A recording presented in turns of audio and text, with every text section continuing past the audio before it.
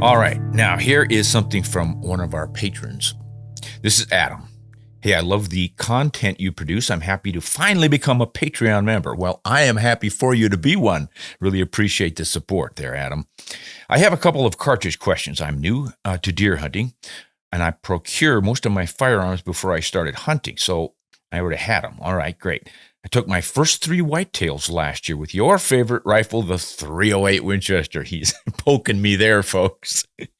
Hey, no issues, but I also own a 6mm Creedmoor hunting rifle, as well as a 300 Blackout bolt action. I have a few boxes of Hornady ELDX for the 6mm, and I have some 150 grain Winchester XP and some 110 grain Hornady GMX, that's an all copper bullet, for the 300 Blackout. I will be hunting mostly in Georgia. I would like to use both of these rifles, the 300 Blackout inside of 150 yards and the 6mm Creedmoor out to 350 yards. Any suggestions on bullet selection for these 2 cartridges? All right. I wrote back and said, Adam, thanks for joining us via Patreon. Much appreciated. That ELDX should work all the way out to 400 yards in that 6mm. Given the low muzzle velocity of the Blackout, either of those bullets that you mentioned should suffice to 150 yards, perhaps even 200 yards. Shot placement is, of course, critical. I would go for a tight behind the shoulder or right on the shoulder, and a high shoulder slightly forward. If you're real confident of your accuracy, that is a real sure killer. So try any of them. I think they're all going to work. Let me know how it goes. And that, if I can expand on it a little bit, I think what you have to consider here are your expected terminal velocities of those bullets. Now, that 6mm Creedmoor is just right in there with the performance of a .243 Winchester and the 6mm Remington, kind of right in between those two. So it's pretty familiar to me because I've been hunting with both of those for many, many years now. And they generally give really good performance with fairly light bullets, hunting bullets of 100 grains, 90 grains. I've used them as light as 58 grains to take deer, and they've done really, really well.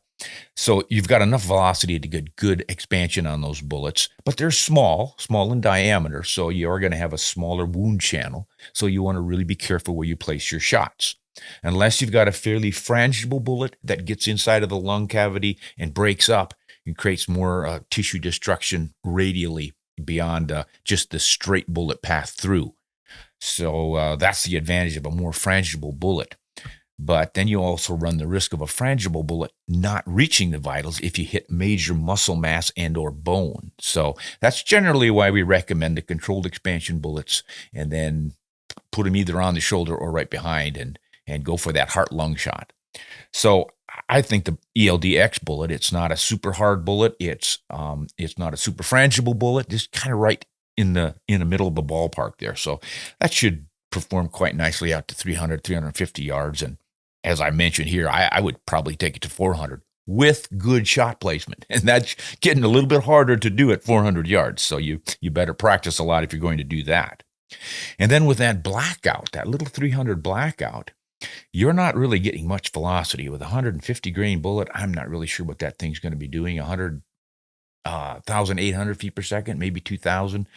So the upshot is, though, with lower launch velocity and then losing a little velocity to air drag down range, you're going to have a fairly low energy in that bullet for impact and expansion. So you want a softer bullet, a more frangible bullet to perform even at 150 and 200 yards. So what he found out about this Hornady GMX is that having it at 110 grains means you're going to be able to push it a lot faster than the 150 grain bullet. So it is going to be going faster and should open more easily. Plus, that GMX bullet, which has been replaced by now a slightly improved one called the CX.